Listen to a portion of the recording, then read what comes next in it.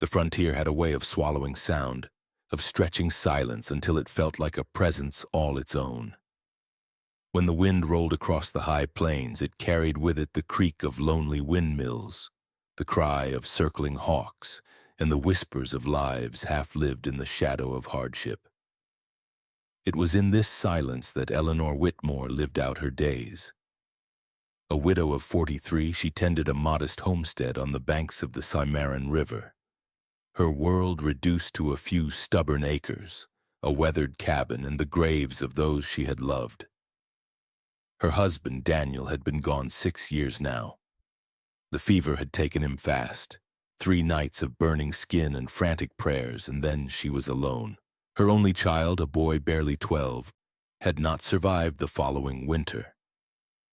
She buried them side by side on the hill that looked down toward the river, and in the seasons since, her heart had grown as barren as the prairie in drought.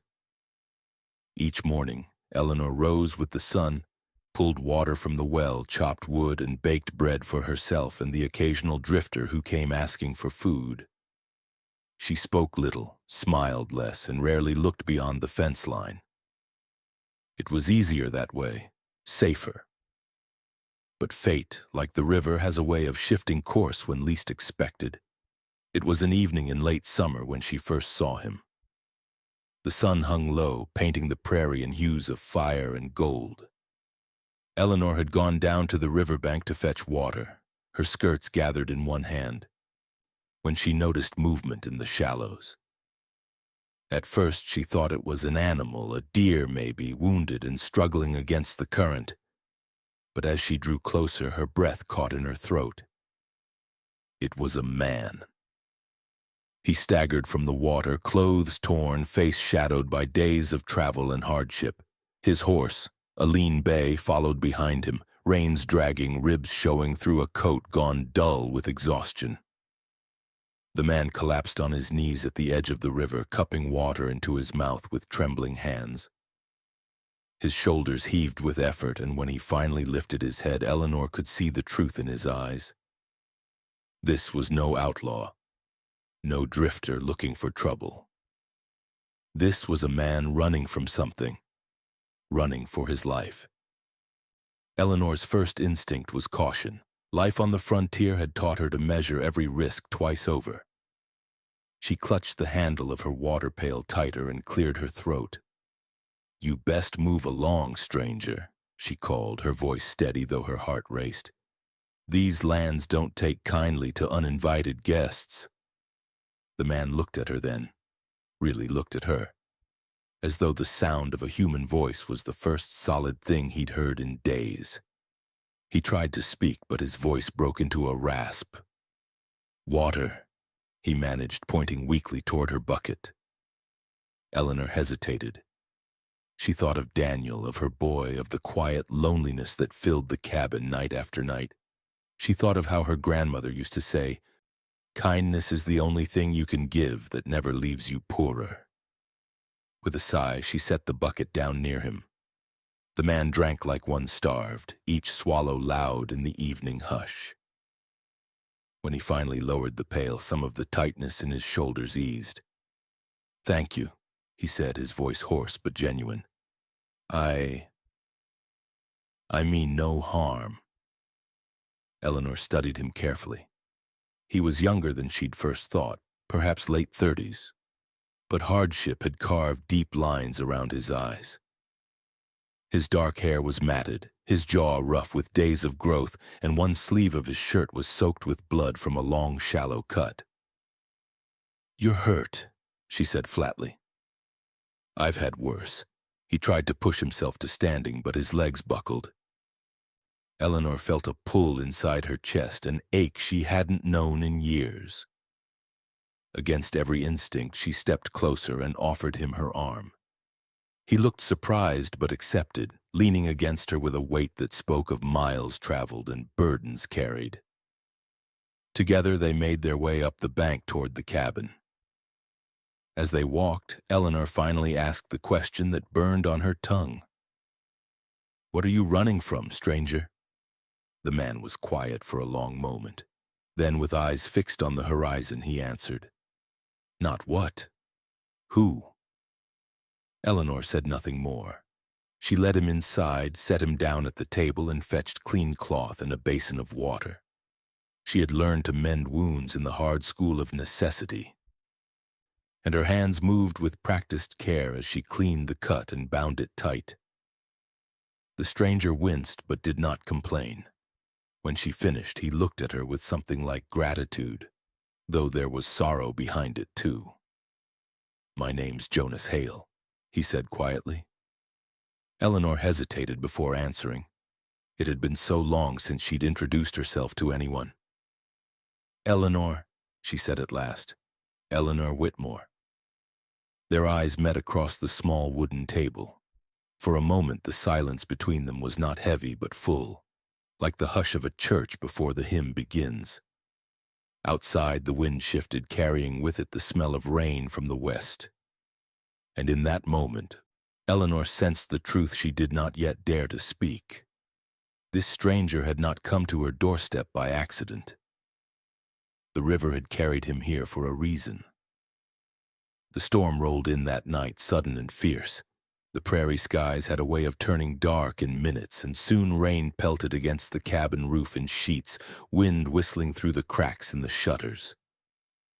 Inside, the fire cracked and spat as Eleanor stirred a pot of stew, the smell of rabbit and wild onion filling the small room. Jonas sat at the table, his shoulders hunched, his damp shirt steaming in the heat. He looked out of place in her kitchen, too large for the worn chair, too restless for the quiet. His eyes flicked off into the window, as though he half expected shadows to be waiting just beyond the lamplight. "You keep watch like a hunted man," Eleanor said at last, breaking the silence. Jonas's gaze shifted to her. The firelight caught the sharp planes of his face, softening them just enough to reveal the weariness beneath. He did not answer right away. Instead, he reached for the tin cup she had filled with water and turned it slowly in his hands. "Maybe I am hunted," he said finally. His voice was low, careful. "Depends who you ask." Eleanor ladled stew into 2 bowls and set one before him.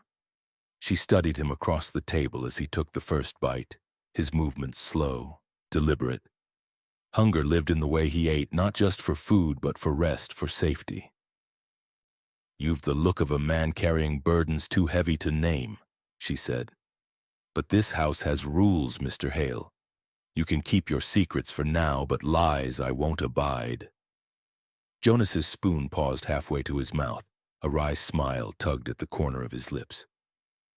"You've got steel in you, Mrs. Whitmore." "Eleanor," she corrected softly. "Eleanor," he repeated as though testing the weight of it. "I'll remember that." For a time, they ate in silence, the storm outside filling the space between their words. But Eleanor felt a shift in the air, subtle yet undeniable. It had been years since another soul had sat across from her at this table, years since laughter or conversation had warmed these walls. When Jonas finally spoke again, his voice was rougher, as though dredged from some deep well of memory. "I worked cattle out west near Dodge," he said. "Rode the trails for months at a time, slept under more stars than I can count. It was a hard life, but honest." He stopped, his eyes shadowed. "Then came a job I should have walked away from." Eleanor waited, her hands folded in her lap.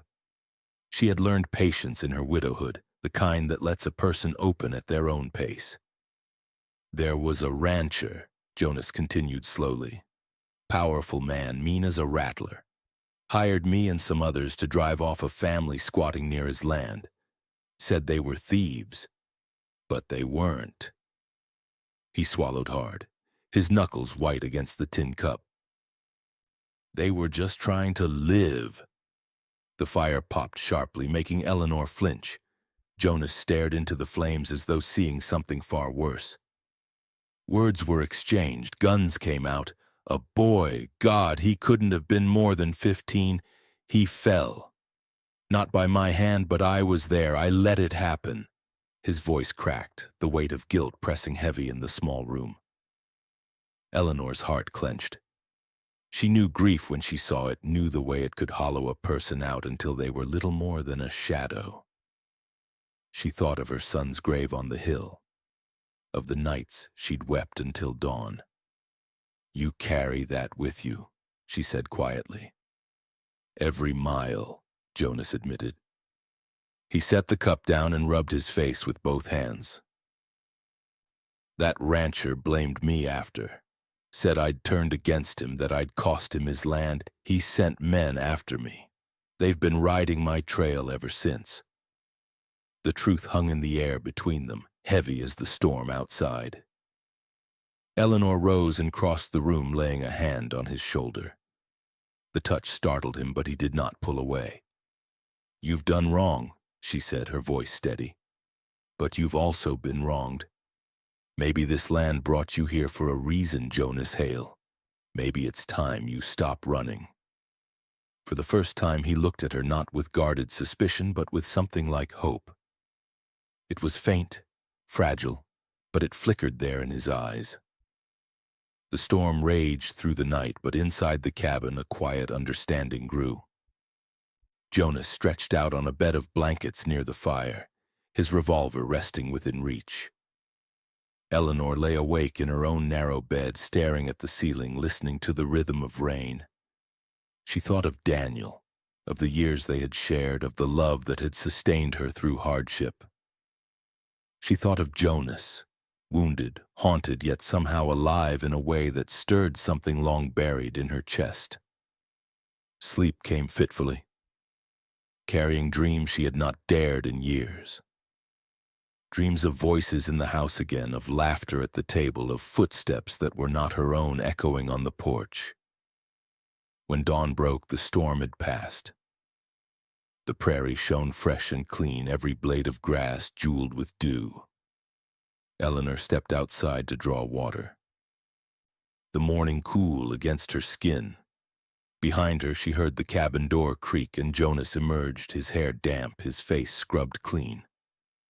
For the first time, he looked less like a hunted man and more like the cowboy he once had been. He squinted at the horizon, his jaw tight. "They'll come, Eleanor," he said quietly. "Men like that rancher don't forgive, don't forget.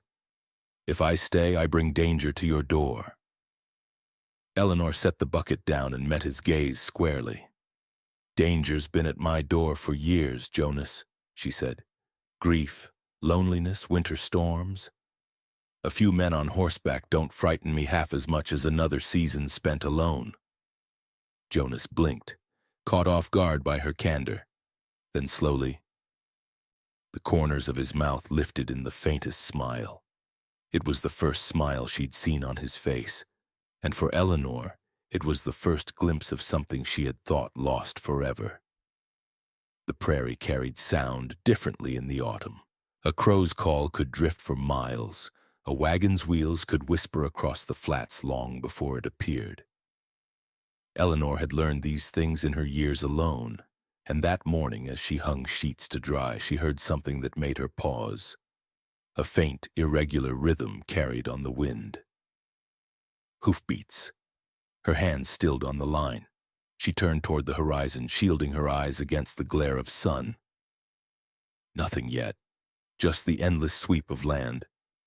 But she knew what she had heard. Inside the cabin, Jonas was splitting kindling. He looked up at once when she stepped in, her face pale. "Riders," she said simply. He froze, the axe poised midair. Then without a word, he set it down and crossed to the window. His jaw tightened, the lines around his mouth deepening. "They've found me," he muttered. Eleanor felt a chill ripple through her. "How many?" "Too far to see, but there'll be more than one. He always sends a pack." Jonas turned to her, his expression grim. "You need to send me on my way, Eleanor. If I stay, I put you in the middle of a storm you didn't ask for." She folded her arms across her chest, her spine straightening. "And what? Watch you walk into their hands alone? I've buried one man I loved. I won't stand by and let another die on my doorstep." For a moment, silence stretched between them, then Jonas's eyes softened, a flicker of something vulnerable breaking through the hardened shell. "You don't know what you're saying," he murmured.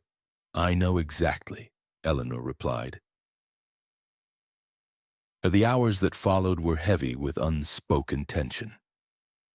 Jonas moved through the homestead like a man preparing for a siege, checking the rifle over the mantel, reinforcing the latch on the door, pacing the yard as though measuring distances.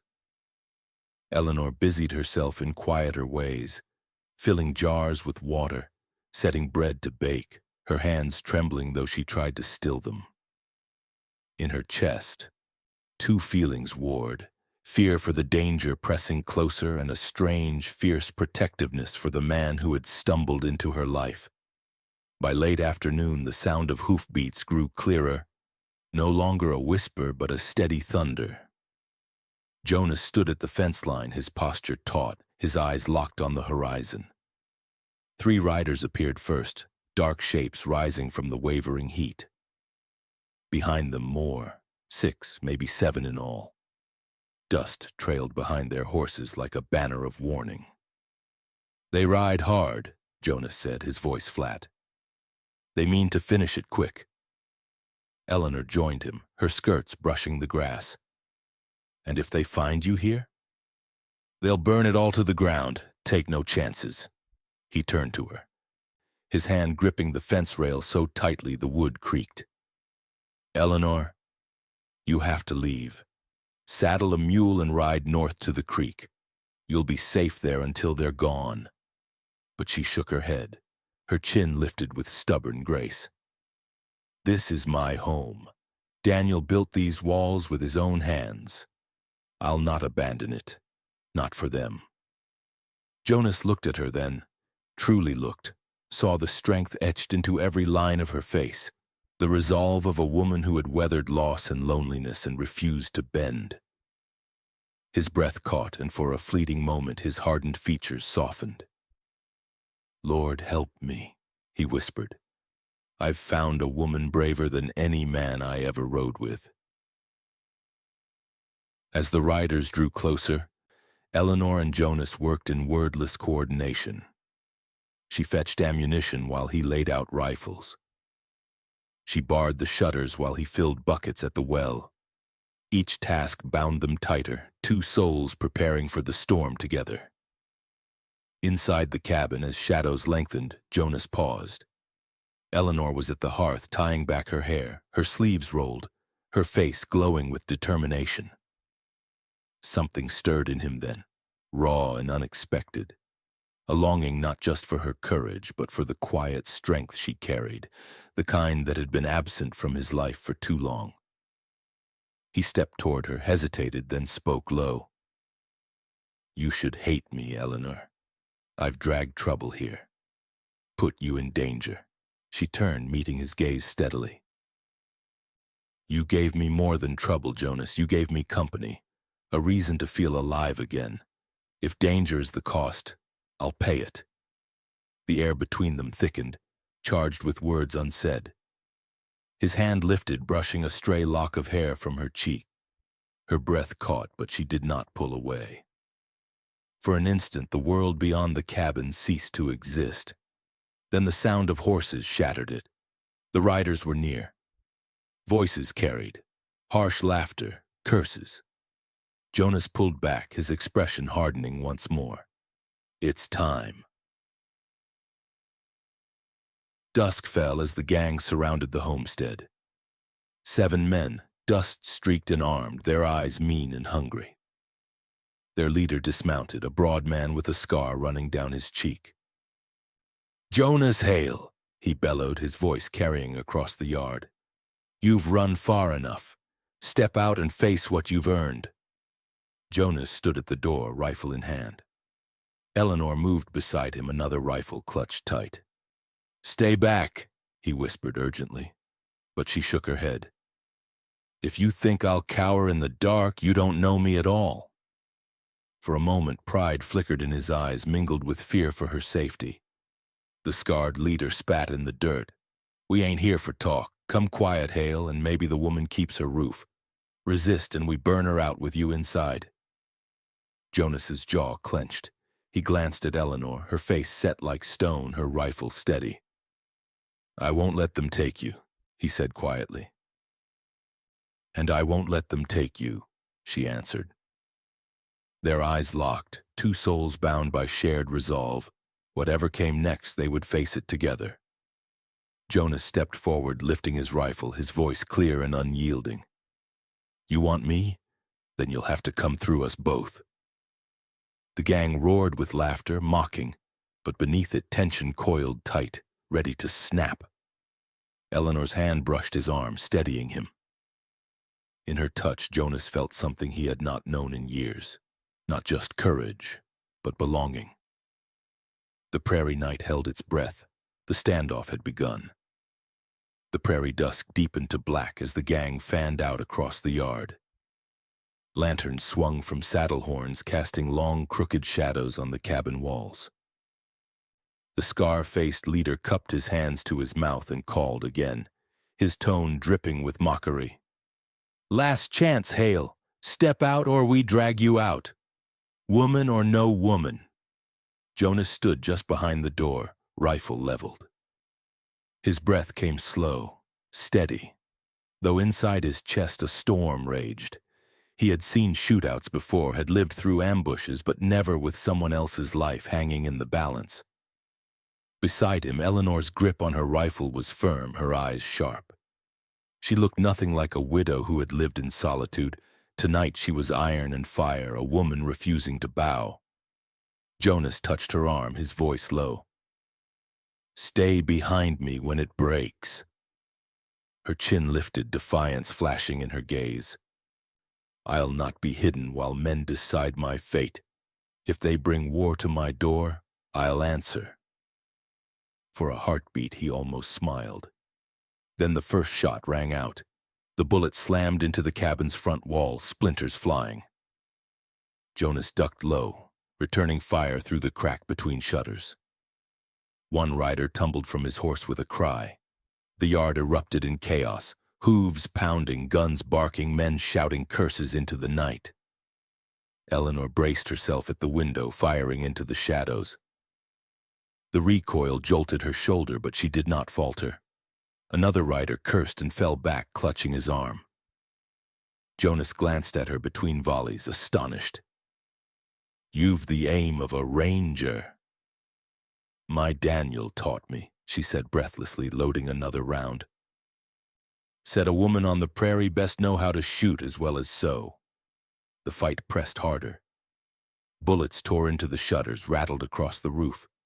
Smoke filled the cabin, sharp and stinging. Jonas's blood roared in his ears, but his focus never wavered. Protect Eleanor. Hold the line. Through the din, he heard the scarred leader shout orders. Two riders dismounted, creeping along the fence to flank the cabin. Jonas cursed under his breath. They're coming from the sides, he warned. Without hesitation, Eleanor snatched the lantern from the table, hurled it through the side window. Flames licked the dry grass where it shattered, spreading fast. The two men scattered back, cursing, horses screaming as fire flared bright against the night. Jonas looked at her, stunned. You're either fearless or mad. Both, she answered, her cheeks flushed, eyes blazing. For a moment, amid the chaos, something shifted between them. She was no longer the widow giving him shelter. She was his equal, his partner in survival. The bond between them tightened, forged in fire and gunpowder. The fight dragged on, each minute stretching long as hours. Jonas took a graze across his arm, blood soaking his sleeve, but he pressed on. Eleanor tore a strip from her skirt, binding it quickly before he returned to the window. You'll not bleed out in my kitchen, she said firmly. Her hands steady, though her eyes shone with worry. The gang regrouped at the edge of the yard, their numbers thinned but their fury stoked. The scarred leader shouted above the din. Enough games, Hale, you can't hold forever, we'll torch the place and smoke you out. True to his word, two men rode close, tossing oil-soaked rags aflame onto the porch. Fire caught quick, licking up the beams. Eleanor gasped, but Jonas was already moving. He burst through the door, rifle in one hand, his frame a silhouette against the blaze. Shots cracked. He dropped one man clean, winged the other. The scarred leader cursed and spurred his horse forward, but Jonas's second shot split the night, driving him back. Eleanor rushed to the doorway, rifle ready, her face lit by the orange glow. Jonas staggered back inside, smoke clinging to him, his eyes fierce. "We can't stay penned," he rasped. "They'll burn us alive." "Then we break through," Eleanor answered. Her voice was steady, but her heart pounded. "My Daniel once said the only way past a storm is straight through it." Jonas met her gaze, saw not fear, but unyielding resolve. In that instant, words he had buried clawed free. "Eleanor," his voice broke. He dropped his rifle, his hand finding hers in the smoke and heat. "I've spent years running, hiding from men and from myself. But if this is where I fall, I'll fall glad because I found you." Her breath caught, tears stinging her eyes even as fire roared around them. She squeezed his hand hard. "Then we'll face it together, Jonas. Live or die, together." And with the cabin ablaze, they made their move. Jonas kicked the rear door wide, leading Eleanor into the night. Smoke billowed, flames lighting the yard like day. The gang wheeled their horses, startled. Jonas fired first, Eleanor beside him, their shots ringing true. Two more riders fell and panic spread through the rest. The scarred leader, snarling, spurred forward. He raised his pistol at Eleanor. Jonas saw it in a heartbeat, his chest clenching. Without thought, he threw himself in front of her. The gun roared. Pain exploded in his side, but Jonas stayed on his feet long enough to fire back. His bullet struck the leader square, pitching him from the saddle. The man hit the dirt and lay still. The remaining riders fled, spooked, their shadows vanishing into the prairie night. For a long moment, silence reigned, broken only by the crackle of flames. Eleanor dropped her rifle, catching Jonas as he swayed, blood staining her hands. "Jonas, no, stay with me. Don't you dare leave me now." Her voice trembled, fierce and desperate. He managed a weak smile, his hand brushing her cheek. "Looks like I finally stopped running." Tears spilled down her face, but she held him fast, her heart hammering. "You're not done yet. Not while I've breath to keep you here." Behind them, the cabin blazed, collapsing in on itself, but neither spared it a glance. In the ruin of fire and blood, they had forged something stronger than either had known alone. Love, born not in whispers or courtship, but in the crucible of survival. The prairie lay quiet at last. The only sound was the crackle of the cabin burning to embers, a lonely requiem for the night's violence. The bodies of the fallen men dotted the yard like dark stains upon the earth. The survivors, the ones who had fled, were nothing but fading dust on the horizon. Eleanor knelt in the dirt, cradling Jonas against her lap. Her skirt was torn, her hands smeared with blood, but her focus never wavered from him. His breath came shallow, pained, yet steady enough to give her hope. "You stubborn man," she whispered fiercely, brushing hair back from his sweat-soaked brow. "Throwing yourself in front of bullets like you've no more use for living." Jonas's lips curved into the faintest grin. "Couldn't let them touch you." He coughed, his hand tightening weakly around hers. "I'd take 1,000 bullets before I'd see harm come your way." Her throat ached with unshed tears. "Then promise me you'll live, Jonas Hale. Because I've buried one husband already, and I will not bury another." He looked at her then, truly looked, beyond the widow's veil she had carried, beyond the hardened lines grief had carved into her face. He saw the fierce spirit that had stood shoulder to shoulder with him against fire and steel. And in that moment he knew she was the anchor he'd been searching for all his wandering years. "I'll live," he rasped, if only to see one more sunrise with you. With careful strength, Eleanor hauled him inside what remained of the cabin's shed, its roof half intact, its walls blackened but standing. She worked through the night, tearing sheets into bandages, boiling water in a soot-covered kettle, her hands never still. Jonas drifted in and out, muttering fragments of his past, snatches of cavalry orders, the name of a brother lost, and once, her name spoken like a prayer. When dawn finally broke, pale light spilling over the horizon, Jonas stirred to find Eleanor slumped in a chair beside him, head resting on her folded arms. Exhaustion had stolen her vigilance at last. Stray wisps of hair framed her face, softening the worry lines, and even in sleep she looked like strength made flesh. For the first time in years, Jonas felt peace. He tried to shift, wincing at the pain. The sound roused her and her eyes fluttered open. Relief flooded her face. "You're awake," she breathed. "Still breathing," he managed, his voice hoarse. "Thanks to you." She smiled through weary tears. "Then you'd best not waste the life I nearly worked myself to death saving." They shared a laugh, ragged, short, but real. And the following days passed in slow rhythm. Eleanor tended the wounds, kept the fire, mended what little the flames had spared. Jonas, bound to the bed by his injuries, watched her move with steady purpose, every gesture filled with quiet grace. On the third evening, when he could sit without dizzying pain, she joined him at the threshold of the shed. Together they looked out at the blackened ruin of her home, the ashes scattered by prairie wind. "It's all gone," she whispered, voice heavy but steady. "The cabin, the years Daniel and I built.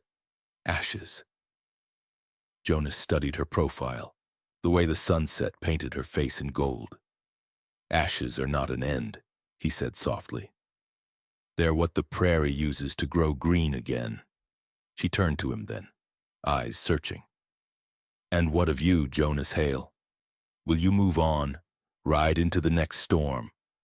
Leave me to start anew alone?" He shook his head, firm despite the ache in his body.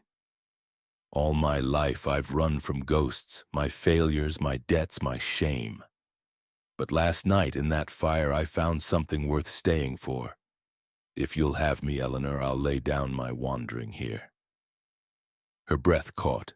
For a moment silence stretched between them, heavy with all that had passed and all that might yet be. Then she reached for his hand, lacing her fingers through his. "Then we'll build again," she said. "Not what I had before, something new. Yours and mine." The weeks later, the prairie showed its first signs of spring. Green shoots pushed through scorched earth. The neighbors, once distant, returned to offer help, wood for rebuilding, cattle for trade, a hammer or a hand. News of the gunfight had spread, and with it tales of the widow and the gunslinger who had faced down a gang together. Jonas, still healing but strong enough to stand, worked beside Eleanor, raising the beams of a new cabin. He found a rhythm in the labor, each nail driven a promise of permanence.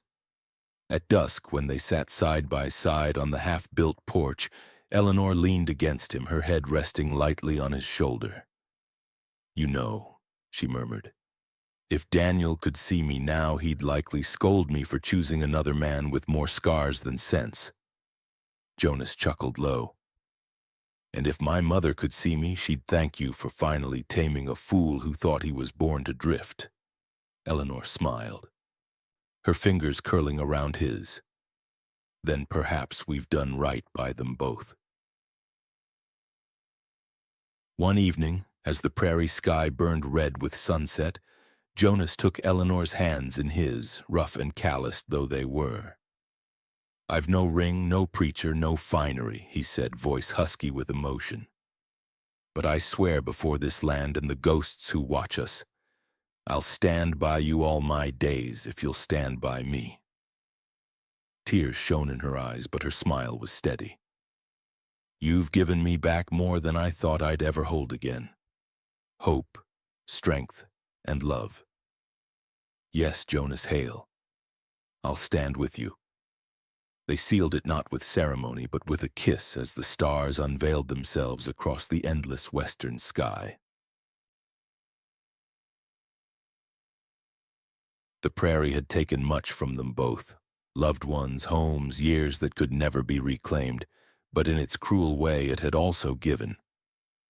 From ashes and blood and fire a new bond had been forged, stronger than loss, steadier than grief. Jonas Hale, once a drifter bound to shadows, and Eleanor Quinn, the widow who had stood unbroken, now looked toward horizons not as two scarred souls, but as one. And though the West would never grow gentle, it had given them what mattered most, not just survival, but love born in the fiercest of storms.